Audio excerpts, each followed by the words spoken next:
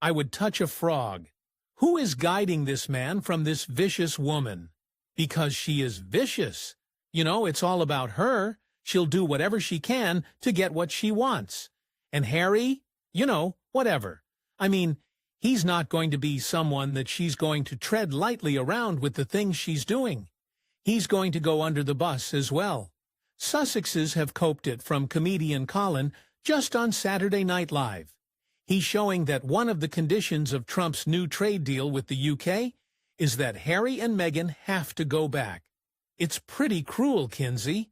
Oh, I was Taft-Hart lead, which is I've pretended that I was Union. And you have to... It was a pilot called Century City with Hector Elizondo and, yes, Johan Griffith. And I got there, and they were like, "So you're Union?" I'm like, "Of course I'm Union. Yeah, absolutely, I'm Union." And then I wasn't in casting to this day. One joke. That's all it took. Kevin Hart cracked the mic and cracked the royal image wide open.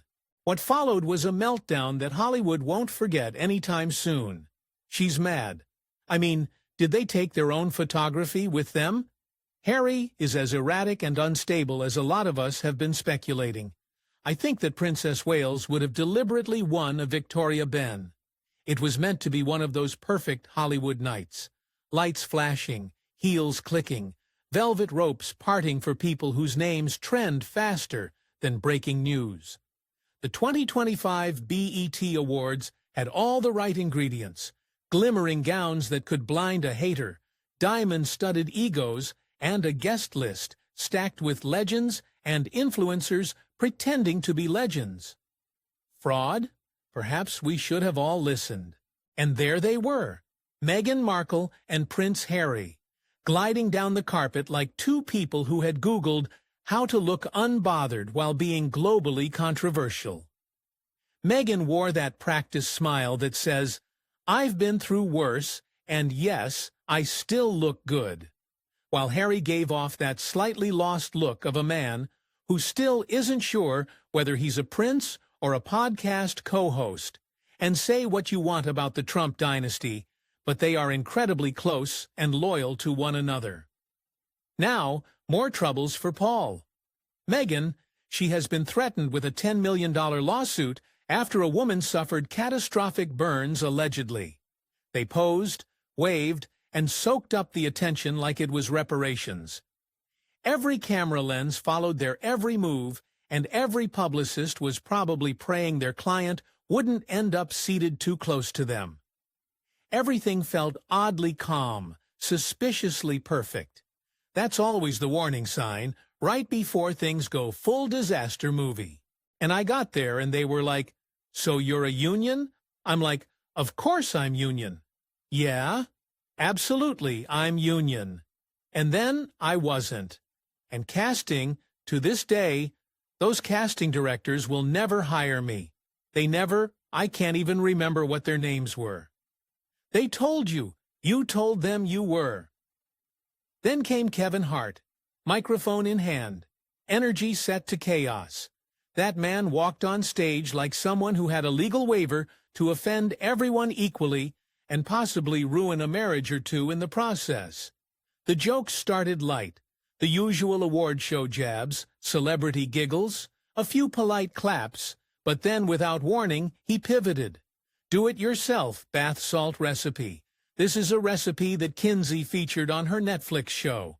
What else can you tell me about this? Well, I can tell you I spoke to 2 attorneys about this. Both said this potential lawsuit could, no pun intended, have legs. Attorney: "And look who decided to bless us tonight." Kevin said, smirking, "Prince Harry and Princess." "Oh wait, my bad. Just Meghan now. Or is it the Duchess of streaming platforms?" The room cracked like a dropped iPhone. Some people laughed too hard. Others just stopped breathing. Somewhere in the back, you could practically hear someone whisper, "He's not gonna go there, is he?" He did. Oh, he really did. Partly, I mean, which really is just like them sending one piece of paperwork to the union, but it makes you... You're the micro-ass of... I would touch a broad. Laughing. the micro-ass of auditioning. Whatever I had like a line. P. Diner. I was, Harry, I gotta ask, man, you went from the royal palace to talking about chickens on Netflix? That's growth. And Meghan, girl, I respect the hustle. You said, I don't need Buckingham. I got Spotify and Oprah on speed dial. Legendary behavior. Laughter erupted. Not just the kind where people chuckle politely, but full on. We'll be talking about this in therapy. Kind of laughter. Based on Hollywood here. Well, that Netflix could have and probably should have put a disclaimer on the screen to save their own skin, saying, consult a doctor, or seek medical advice if you're looking for something specific. Meghan smiled again, but this time it looked like the smile your mom gives at a family dinner when your uncle brings up politics. Harry scratched his neck and looked around like he was checking for an emergency exit. Kevin kept going. Honestly, y'all could have skipped this, but I get it. There's no better place to be seen than BET when you need a fresh PR moment. I mean, who needs royal duties when you've got front row at the awards show and two reality producers fighting over your story right backstage? Words. And can you also see why this clip has upset people so much? Because it sort of proves that Meghan doesn't follow any rules. She doesn't give a damn about the rules. Even the cameramen were holding in laughter, and those guys have seen it all. By the time Kevin wrapped up his set, he'd transformed the stage into a comedic war zone, and Harry and Meghan had become unwilling headliners in the roast of the decade. People weren't talking about who won Best Artist. They were sharing memes of Meghan's frozen face and Harry's nervous laugh like it was Christmas. And this is crazy, said she's willing to resolve the matter without litigation, if a financial settlement can be reached, feels like.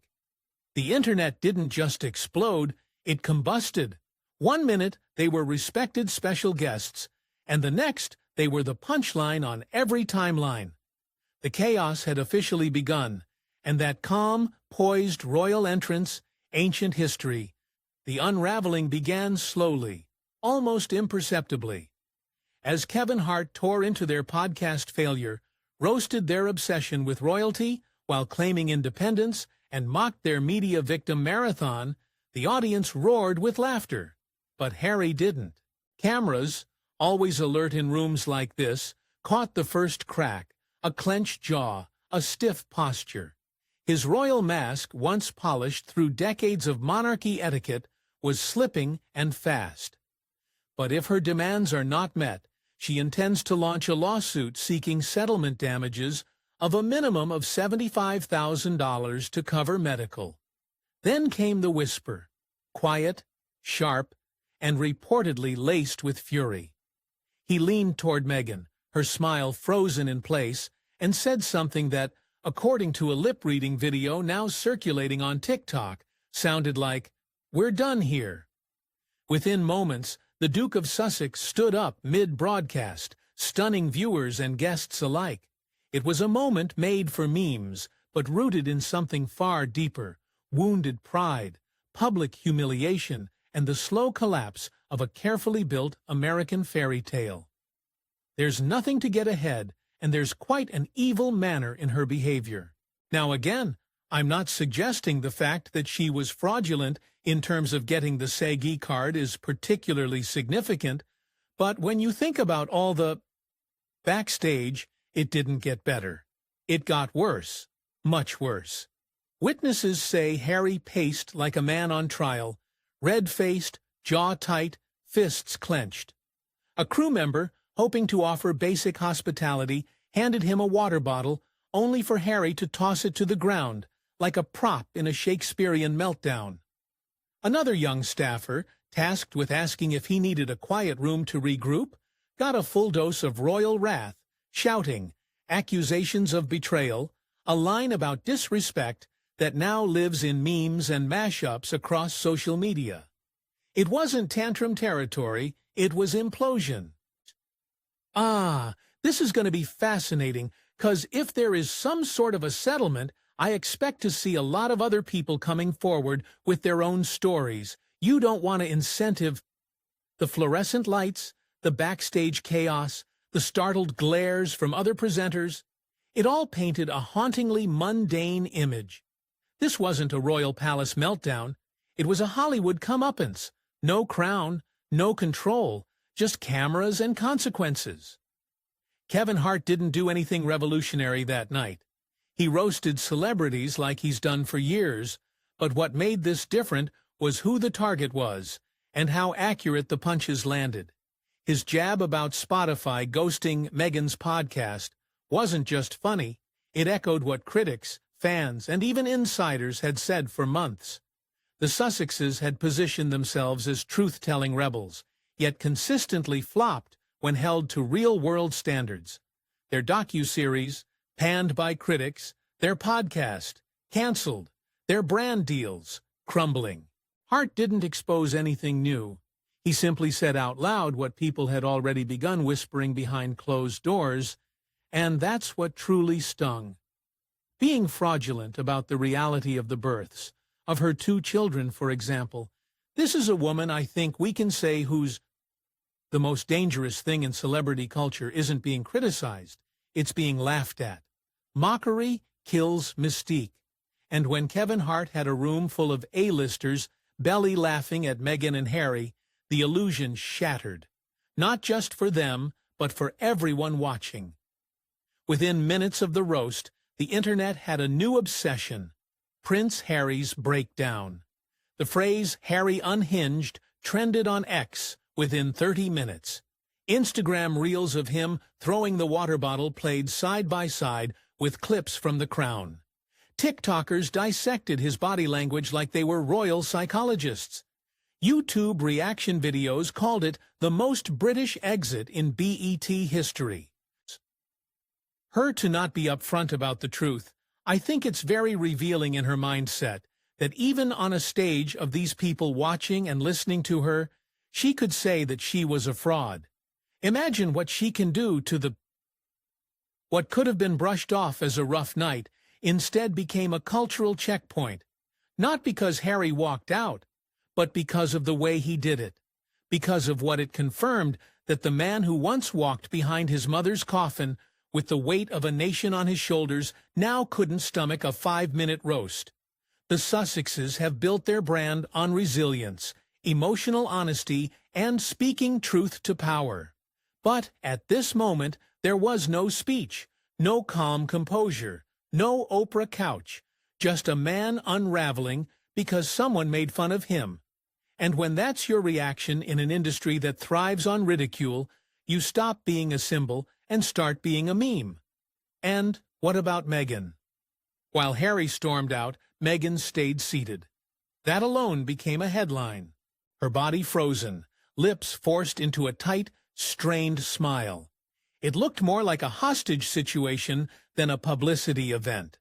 There was no clap back, no eye roll, no on-brand strong woman response, just silence. With the hiding of a lot of other things that she has done to give the perception of what? Commentators described it as a woman who knew the cameras were rolling but didn't know where to look. Her PR team likely screamed into headsets. Her stylist probably prayed the dress would distract from the tension. But nothing could mask the truth, now playing out live for millions. They had lost control of the narrative. And in Meghan's case, stillness wasn't strength. It was a shock. A woman used to controlling the story had just been outmaneuvered by a 5-foot comedian with a microphone and no script, walking around, knocking apparently randomly for friends in a street in West London. I felt it was bizarre. I thought that there's this prince of the realm, and prince of the realm never knock their own doors. They never open their own doors, and they never shut their own doors when they go play. By sunrise, the story had traveled from gossip blogs to mainstream headlines: CNN, TMZ, Variety, The Guardian. Everyone had their take, but the tone was consistent. This wasn't a minor embarrassment. This was a brand imploding. The Sussexes' PR team tried to spin it, of course. They called the roast lighthearted. said they enjoyed the spontaneity, but insiders leaked the truth. Behind the scenes, there was panic. Meghan wanted damage control. Harry wanted legal options. BT reportedly received calls demanding an apology. Their response? We don't censor comedians. Believe that she is like when that's not true, and even like around the pregnancies. This woman wants to show herself to be something that what she finds. It was brutal, but it was honest. And that's what Hollywood respects most. Not royalty, not money, not trauma, just raw authenticity. In one night, the Sussexes went from crowned to clowned, from powerful players to punchlines. And it didn't take a scandal or an exposé, just one live moment, unedited and unguarded. Trying to find these friends, he must have a poor memory, because, or had not seen the friends for a long while, because he knocks for her 4 doors. And in fact, one housekeeper, one of the things said, she didn't even recognize him, and said, no. What made this meltdown historic wasn't the magnitude of the roast. It was the reaction.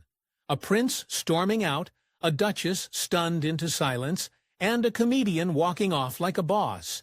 It felt symbolic, like a cultural baton had passed. The old narrative, the old sympathy, the old excuses, they didn't work anymore. Hollywood saw them for what they are now. Not untouchable, not persecuted, but human, flawed, and, frankly, a little exhausting. This wasn't just a rough night. It was a turning point. And Harry's meltdown, captured in crystal-clear high definition, will live on far longer than any podcast episode or Netflix deal. Because in the world of celebrity, sometimes the most powerful exposure comes not from a scandal, but from a single, well-aimed joke. But not that it was. I think it was great. I think it was original. I've never seen it before, or anything like that. A royal picture taken on a doorbell phone, no. It didn't take long, just minutes actually. Before the BET Awards after party even kicked off, the internet had already gone full scorched earth. Kevin Hart's roast was no longer just a moment, it was content. TikTok was ablaze with rapid-fire edits. Memes were multiplying faster than celebrity divorces.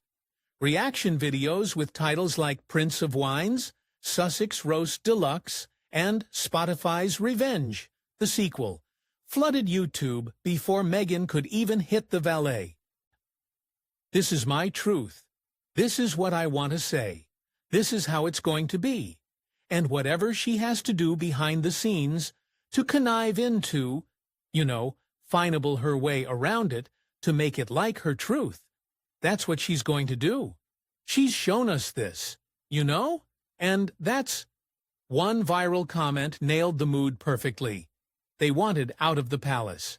Guest freedom came with a punchline. Another chimed in with, they fled to America for peace and got roasted like Thanksgiving turkey.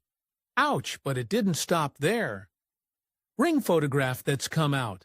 It looks like almost quite a desperate attempt to see friends, because clearly no one in his family wants to see him in the United Kingdom, so he's sort of almost, you couldn't make this up, he's going around knocking on door. Twitter turned into a digital riot. Screenshots of Meghan's frozen expressions circulated with captions like, when you realize Kevin Hart ain't Oprah. Someone even dug up her old Suits clips and edited them to look like courtroom footage from a royal trial. And the celebrities, they noticed. Some tried to keep it cute, chuckling behind champagne glasses like, who us? Laughing, never. But the whispers were real. It's like when someone shows you who they are. Believe them. Meghan has shown us the kind of person that she is. We need to believe her and understand there's been a lot of conniving and manipulation and fraud-like behavior with this one. Finally, someone said it. One A-lister allegedly muttered behind a fan, eyes still locked on Meghan's stiff profile. Another insider tweeted, then deleted, that's what happens when you bring podcast energy to a comedy show. Even verified blue checks, who normally stay neutral, started low-key liking shady posts. You know it's bad when Hollywood, the land of polished smiles and publicists on speed dial, starts quietly choosing sides. Your review of the gem, of the spread? Underwhelming. I want my money back, please, Meghan. Laughing. Fooey bun, sorry. And while the internet laughed, the industry watched. Because let's be honest, this was more than a viral moment. It was a vibe shift. The couple who once had enough clout to freeze out tabloids with a single statement now couldn't even handle 5 minutes of Kevin Hart holding a mic. The same duo that dropped documentaries like Confetti, commanding entire streaming services to rearrange their schedules, had suddenly become the punchline, not the producers. Worse still, no clapbacks, no witty comebacks, just a painful silence that screamed, "We're regrouping." And that silence, oh, it only fanned the flames. Because on the internet, if you don't own the joke, you become the joke. And this is why she continues to do it. Because she knows, like no one's gonna say anything. No one's gonna call her out. You know, it's her reality, her perception. Deal with it. It's like she's laughing in front of the whole world, like that she can get away with things, but sometimes silence screams louder than any PR statement. And Meghan Markle's face that night, it screamed everything. She didn't flinch, she didn't storm out. She didn't even offer the classic Hollywood laugh through the pain chuckle. Nope, Meghan just sat there, frozen, like a wax figure in a Dior gown, trying to hold it together while Kevin Hart verbally flipped the royal tea table in front of millions. And that was the moment it hit everyone watching. Meghan, the narrative queen, the master of the perfectly lit Netflix shot, the Duchess of documentary framing, was finally in a setting she couldn't control. There were no glossy cutaways, no Oprah to redirect the tension with a, "Were you silent or silenced?" No team of producers frantically editing out the awkward bits while soft music swells in the background. Well, I'm glad you brought it in. I'm sad that we're not able to taste it. But if we can just move briefly back on to Harry, if we can. It was just her, live, unfiltered, trapped in the same 30-second humiliation loop playing out across Twitter, TikTok, and group chats worldwide. And the crowd felt it. Oh, they felt it. Suddenly, the rules had changed. The woman who once curated every public appearance down to the color palette was now the unwilling main character of a comedy roast with no script, no safe space, and definitely no escape. Media go for this for the first time the other day. I mean, the Daily Mail couched it in a Liz Jones column, sort of saying, "Oh, terrible conspiracy theorists like P. Diner and Lady." The entire room, A-listers, influencers, seat fillers, who only came for the open bar, all seemed to silently agree, you're not above the joke anymore. And for Meghan, that was the real blow. Not the Spotify line, not the royal jabs, not even the laughter echoing through the room like a soundtrack to her own undoing. It was the death of control. It looked a bit stupid in that hat, quite honestly. If it was a cowboy theme, I think the cowboys would be disappointed at him. But no, I think, look, there's been a lot of talk that they're not getting on, that they're doing separate things, and I think maybe. For a woman who'd built an entire brand around Grace Under Fire, this was the moment the fire got too hot, and she had to sit there, smile glued on, while the whole world watched it melt. What happened on stage was bad, but what happened behind the scenes, that was catastrophic. Public and deal with these rooms. And of course, we know she's not going to go public because she cannot tell the truth. Just like she could not tell the truth about the birth in the first place. Now, I think it's despicable that mainstream journalists are not on this story, that they're all. One Netflix executive, anonymously of course, because no one wants to be that bold, allegedly told an insider gossip outlet they're high maintenance with low returns. In Hollywood speak, that's not a red flag, that's a funeral, because in this town, high maintenance means you're exhausting to work with, and low returns, that's the kiss of death. No amount of Duchess sparkle or royal fairy dust can cover up numbers that don't add up. I can decide it. I'm sure she decided we're gonna do some pictures like that, you know. And let's be honest, Meghan and Harry weren't just seen as difficult anymore. They were starting to look like liabilities, a walking PR time bomb, the kind of couple who bring headlines, sure, but not the good kind. Once upon a time, they were media darlings, Oprah specials, million-dollar deals, glowing profiles in Vanity Fair. The A-list rolled out the red carpet like they were the second coming of Diana and JFK Jr. But after that night, the vibe shifted. Agents started dodging calls. Executives stopped name-dropping them in meetings. Producers quietly erased their names from speculative dream projects. Too white, one of the runs on the image. The Sussex sparkle had dimmed and fast. Hollywood doesn't like drama. It can't control. And after watching Meghan get roasted into next week, while Harry nervously blinked through the trauma, Tinseltown seemed to collectively say, "Thanks, but we're good." It wasn't a breakup, it was ghosting. You know, if you didn't know the story behind the whole lot, you'd think they were lovely pictures. But I look at it, and I thought it's all contrived. And while Meghan and Harry were still emotionally recovering from being turned into punchlines on live television, their team wasted no time launching into what they probably thought was a royal rescue mission. Phones were ringing off the hook, emails flew like missiles. Rumors swirled that their reps were on the line with BET within minutes of Kevin Hart leaving the stage. The request, simple in their minds, demand an apology immediately. Allegedly, their camp threw the whole PR kitchen sink at the network, pleading, pressuring, maybe even threatening with the usual vague language, deeply inappropriate, damaging to mental health, beneath the integrity of the show, blah, blah, blah. Children that we all want to see, you know? Why, can only see the backs of them. We never see them, and that's the pictures we want to see. Not them again, kissing each other and holding hands and just... Bet's response, a single, ice-cold line. We don't censor comedians. No fluff, no sympathy, no royal treatment.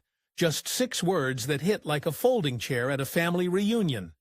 Translation, this isn't Buckingham Palace, sweethearts. This is BT, and here, the jokes fly harder than your Netflix pitch. The message was loud, clear, and dipped in unapologetic swagger. BT wasn't going to coddle, wasn't going to backtrack, wasn't about to neuter a headlining comedian because a couple with a complicated press history caught feelings.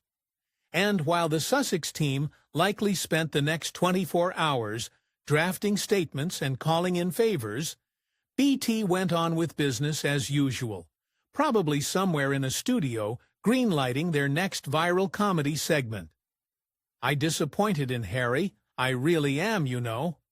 Well, there has been a lot of online speculation. We've also covered in The Sun, the fact that professionally they have split and they're going their separate ways. Do you believe what we're seeing here on Meghan's Instagram? That it's just a happy, loved-up couple out on a date night, hugging, wearing a hat? Meanwhile, the audience still reposting, still laughing, still stitching Meghan's stiff smile onto every TikTok trend. At that point, the internet had turned the moment into a full-blown cultural event. The Sussexes may have been used to Oprah interviews, curated lighting and media platforms that let them speak unchallenged.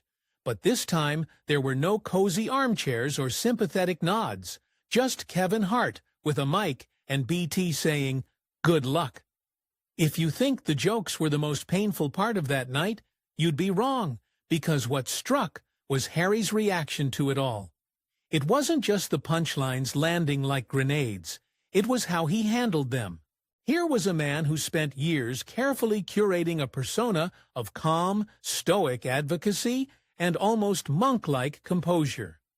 The world had bought into this image, the thoughtful, mature royal who's above petty drama, always keeping it cool while fighting for the underdog.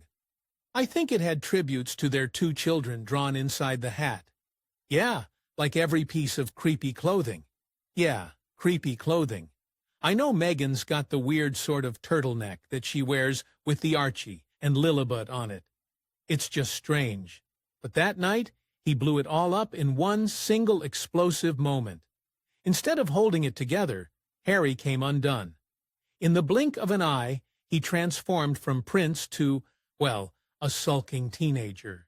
He didn't just sit there, gracefully absorbing the burn like a seasoned public figure. Oh no, he straight up lost it. There was the frantic hand waving, the hissed orders to stage hands, the dramatic storming out. And just like that, the facade was shattered. It wasn't the tabloids dragging him down. This time, Harry had done the job himself, live, unfiltered, and right in front of the very audience he'd been desperately trying to impress. It was a cringe moment for the history books. He wasn't a prince on a world stage. He was just a guy who couldn't take a joke. The very persona he'd built over years of PR smoothing was gone in an instant, exposed for what it was, a carefully constructed fragile mask. And Meghan, oh Meghan, her silence wasn't part of some grand strategy. It wasn't a polished, quiet protest, or a move to keep the royal grace intact. No, her silence that night was pure, unadulterated shock. She didn't have a comeback, no well-crafted rebuttal, no tear-filled Oprah special in her back pocket to save the day. I mean, there's some interesting, I don't know what Harry is trying to cover up with that hat. I don't know if it's male-patterned boldness, but I think that whole thing was so contrived. Instead, she sat there, frozen, like a deer in headlights, struggling to process the fact that her carefully curated image was now crumbling faster than her husband's composure. As the audience's laughter echoed through the venue, Meghan was left with only one thing, the painful realization that the very world she'd tried to impress was now watching her every move, her every reaction. And the laughter wasn't just aimed at the jokes, it was aimed at her silence. And I just think that Meghan is the biggest paparazzi in Harry's life. It didn't need to be all out there, but While Hollywood was still recovering from the second-hand embarrassment of the Sussex roast, casting the pond in Buckingham Palace, the mood was, well, let's just say, lighter. Word traveled fast. You don't have to be plugged into TikTok or Twitter to get the good gossip. Not when your family's drama routinely trends worldwide. Royal insiders were reportedly buzzing with restrained delight, and by restrained, we mean barely contained smirks behind bone china teacups. According to whispers that reached the Daily Mail faster than a corgi at tea time, both King Charles and Prince William saw the clip. Yes, that clip. The one where Kevin Hart turns Harry and Meghan into comedic roadkill on live television. And the royal reaction? Harry and Meghan had thrown punches from afar. Interviews, docuseries, memoirs, all framed with soft lighting and sympathetic scores. And the royal family? They did what they always do. Nothing. No public bickering, no social media shade, not even a leaked eye roll. Absolutely flood all the media channels with those photos to detract from the ring camera photos. That is very obvious, 'cause she was posting all weekend. Just dignified silence, the royal version of a power move. And now? That same silence landed like a royal scepter to the gut. While Meghan and Harry scrambled for damage control, while publicists typed up redemptive statements and friends of friends close to the couple tried to explain away their reaction. Buckingham Palace did exactly what it's known for. Nothing, not a peep, not a correction, not even a polite no comment. And in the world of the Windsors, that's the ultimate mic drop. It's the ancestral art of shade, elegant, devastating, and completely effortless. To make matters worse, no one came to their defense. Not a royal, not a celebrity, not even the usual rotation of Hollywood allies who'd once lined up to co-sign every Sussex interview. The silence around them was deafening. Wasn't even there for Archie's 6th birthday. There's clearly trouble in paradise. For a couple who built an empire out of speaking their truth, the truth hit back, hard. And this time, the palace didn't have to lift a finger. They just watched, amused from afar, like royalty does. This wasn't just another awkward award show moment. This was a funeral for a fantasy.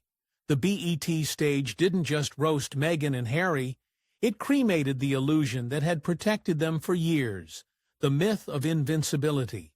The idea that their royal origin story, their carefully packaged trauma, and their designer victimhood would always shield them from scrutiny.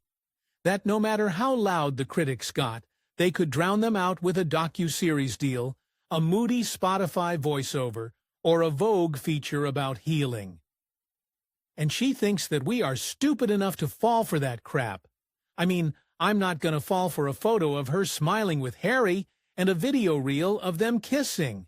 The facts speak for themselves. Minya, how's it look at the pictures, man? But under those blazing stage lights, the mask slipped, and the myth died a very public, very loud death. Because this time, the audience didn't bite. They didn't gasp in horror or rally in defense. They laughed, not in cruelty, but in clarity. It was the collective sound of people realizing, oh, maybe they're not that special anymore. Upchurred within the royal family. I do wonder, though, P. Diner, if part of this is because you know the Royal Rota, they're very much client journalists for the royal family. And as much as I'm a monarchist and a supporter of the royal family, a story like this would put the royal family in such a predicament, wouldn't it? Because, of course, why did they not ask the questions? Why did they not demand that proper regulations were followed into? And in Hollywood, that's not just a vibe shift. That's a career killer. See, the opposite of love isn't hate. It's indifference, and that's what hit the hardest. The crowd didn't boo. They moved on. The internet didn't rage. They memed, and the industry quietly closed its Rolodex. There was no outrage, no army of A-listers springing to their defense, no hashtag campaign demanding an apology. Because, frankly, the world had bigger things to care about, and the Sussexes weren't on the list. In one night, they went from main characters to background extras at their own public reckoning, from global power couple to remember them, from untouchable to replaceable. Some of them are fetching back. Well, it is, as Samara said, it's... And in Hollywood, once you're no longer a headline, you're a liability. No more Netflix specials with soft lighting and sympathetic editors. No more podcast deals that fizzle in 4 episodes. No more smug walk-ins at elite events with cameras fighting for a shot. Just another couple in designer outfits, sipping sparkling water at the edge of a room where no one's paying attention. Royal Doctor, for example. Because like it or lump it, and let's be honest, they don't like it, Prince Archie and Princess Lilibert. Back in the sun-soaked hills of Montecito, things were far from serene. Forget meditation bowls and rosewater rituals. Sources close to the Sussex camp said Harry was on a full-blown warpath. One aide allegedly whispered, he wants public apologies from literally everyone involved. Everyone meaning Kevin Hart, BET, the camera operators, the audience, probably even the guy serving cocktails backstage. He reportedly threatened lawsuits, demanded crisis meetings, blamed his team, then blamed the press, then circled back to blaming Kevin Hart's poor taste. It was the royal rage in real time. Only this time, there were no palace walls to keep it in. Meghan, in contrast, tried to play the cooler head, tried to salvage the moment. So the fact that they are in the line of succession, and there is a chance that they could be on the throne. So, sure, it doesn't really matter what Meghan says, but it certainly does matter. The internet did what it does best. It multiplied the humiliation. Meme after meme. TikToks with titles like Prince of Wales and Meghan's PR team when Kevin grabbed the mic. Clips slowed down, edited, remixed, and shared by millions.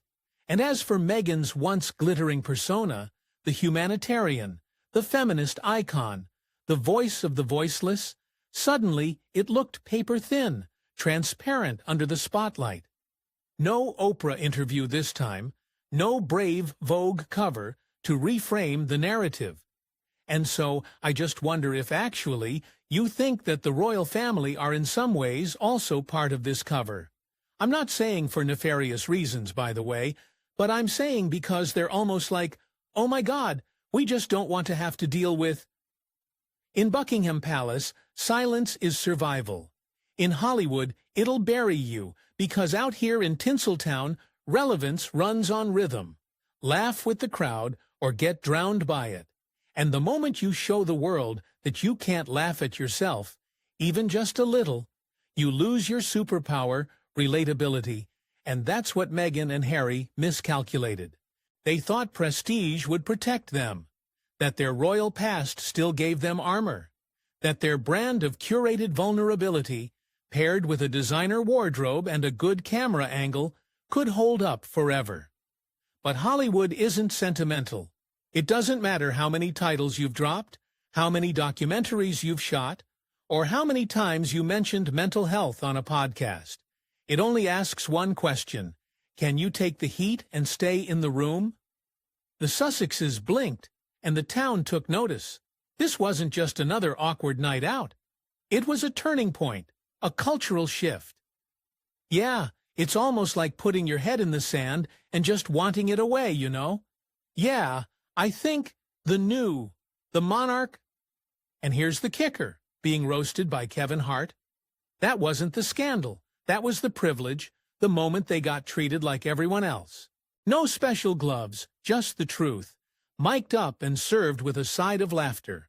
A wake-up call they never saw coming, and maybe the only one they'll ever get. If Meghan and Harry wanted to prove they were just like everyone else, congratulations. Now they're internet punchlines just like the rest of us.